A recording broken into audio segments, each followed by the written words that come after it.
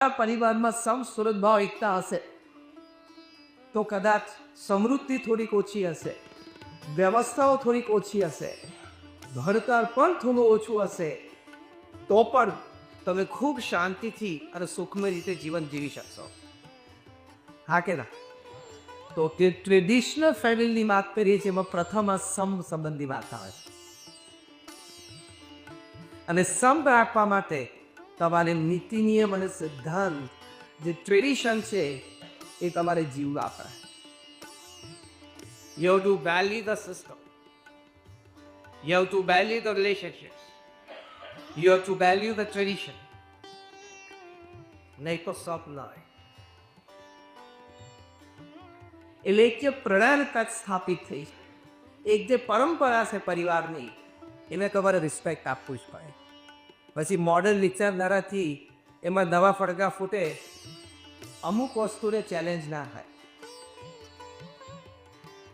Karl ઝીમનમેન એક બહુ સરસ પુસ્તક એવું છે, એ મેં કોરોના કાળ દરમિયાન વાંચ્યું. પુસ્તકનું નામ છે ફેમિલી એન્ડ સિવિલાઇઝેશન. કાર્લ ઝીમનમેન આમાં 21 સિવિલાઇઝેશન્સ, 21 સંસ્કૃતિઓનો અભ્યાસ કરીને લખ્યું છે કે જે સંસ્કૃતિઓ એક સમયે સમૃદ્ધ હતી અને પ્રસ્થાપિત હતી, એ સિવિલાઇઝેશન્સ તૂટ્યા, ભાંગ્યા. એની પાછળનું મુખ્ય કારણ કે એ સંસ્કૃતિમાં રહેલા જે પરિવારો હતા, એ પરિવારોમાં ક્યાંક ટ્રેડિશન એટલે કે પરંપરામાં ભંગ થયો. એ પરિવારોમાં પારિવારિક મૂલ્યો અને સંબંધોમાં ક્યાંક તિરાડ પડી. એટલે એ પરિવારનું સ્વરૂપ રિફ્લેક્ટ થયું સંસ્કૃતિઓમાં અને સિવિલાઇઝેશન્સ તૂટ્યા.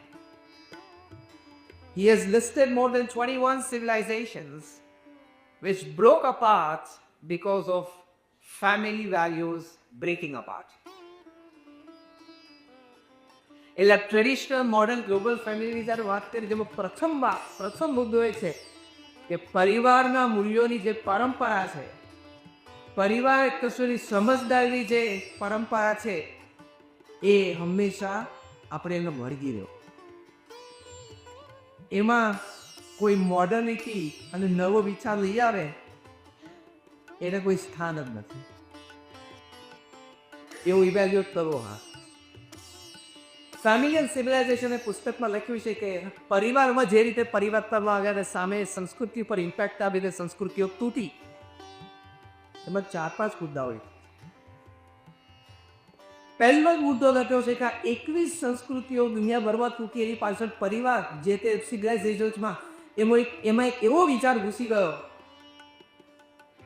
કે લગ્ન જીવનની પરંપરા વિશે પ્રશ્નો ઉઠવા માંડ્યા, જેને આજના જમાના આપણે લિવિંગ રિલેશનશિપ કહીએ છીએ. આ પરિવારોને અને સંસ્કૃતિને સમાજને તોડવાના વિચારો છે. એમાં મોડર્નિટીના નામે જે એ આપે તે ટ્રેડિશન છે એ તોડે છે. પાછા મોટા મોટા સેલિબ્રિટીઝને પ્રશ્ન પૂછવામાં આવે કે do you believe in institution of marriage? પૂછનાર એ મૂરખ, જવાબ આપનાર એ મૂરખ. What the hell are you asking? Southern traditions are traditions. Southern beliefs are beliefs. Southern carry-ons are carry-ons. As simple as that. You can't question. આ કેવો પ્રશ્ન છે કે તું જ્યારે ક્રિકેટમાં બેટિંગ કરતો હોય ત્યારે 3 સ્ટમ્પ, અને હું બેટિંગ કરું ત્યારે હું 2 સ્ટમ્પ રાખીશ પાછળ. એવું થોડે છે. હજી સુધી મેં કોઈ ક્રિકેટરને પ્રશ્ન પૂછતા જોયો નથી, તમે પણ નહીં જોયો કે why 3 stumps? Why not 2? Why not 4? Who decided 3 stumps? Who gave him the authority to decide? And when he decided 3 stumps, what reason did he give? And after deciding 3 stumps, what was the acceptance committee? આનો જવાબ તમારા પાસેથી કોઈની પાસે હોય તો આને ઊંચી કરજો. નહીં કરી શકો, કારણ કે મેં આ પ્રશ્ન લગભગ 500 જગ્યાએ પૂછ્યો છે, હજી કોઈ આની ઊંચી કરીને પૂછો તો તમે નહીં પૂછો. ક્રિકેટ આપણે બધા જણા, હા કે ના? તમે કોઈ આ 3 સ્ટમ્પનો વિચાર આજ સુધી કર્યો છે?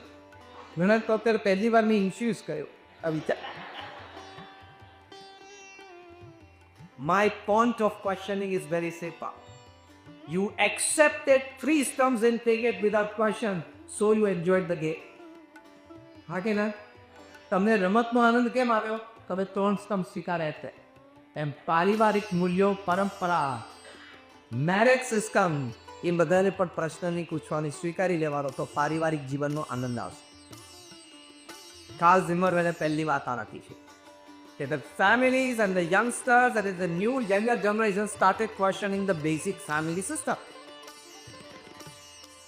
અને ત્યાંથી પરિવારો તૂટે છે અને ત્યાંથી સંસ્કૃતિઓ તૂટે છે.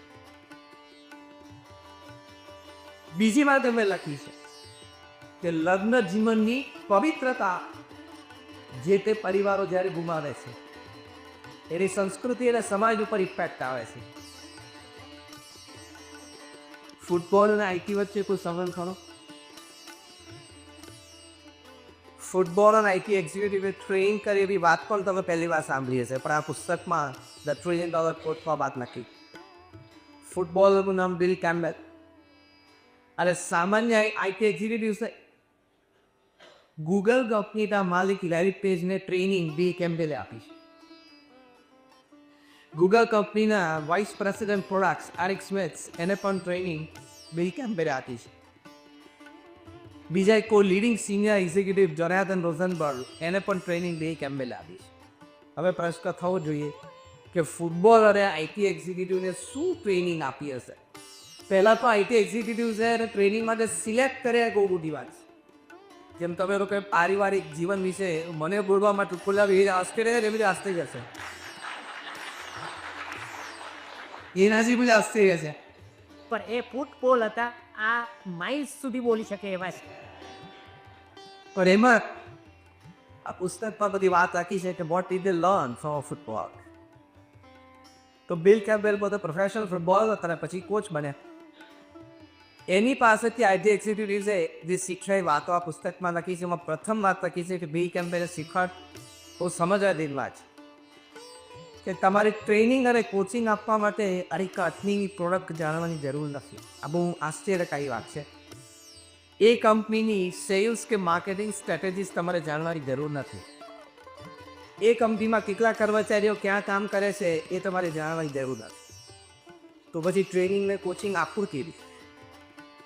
બિલ કેમ્બેલ પાસેથી એ લોકોએ શીખ્યા કે કોઈને ટ્રેન અને કોચ કરવા માટે એક જ વાત જાણવી જરૂરી છે કે જે મુખ્ય નિર્ણયકર્તાઓ છે, એટલે કે જે કોર ગ્રુપ છે, એના અંદરના ડાયનામિક્સ કેવા છે, એકબીજા સાથે સંબંધો કેવા છે, એકબીજાને કેટલા સમજી શકે છે, એકબીજાની વાતને કેટલા શાંતિથી સાંભળી શકે છે, સમજી શકે છે, વિચારી શકે છે.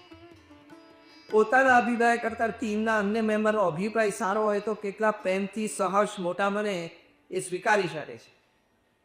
એ જે internal dynamics of the team members are the most important aspect for the growth of any organisation.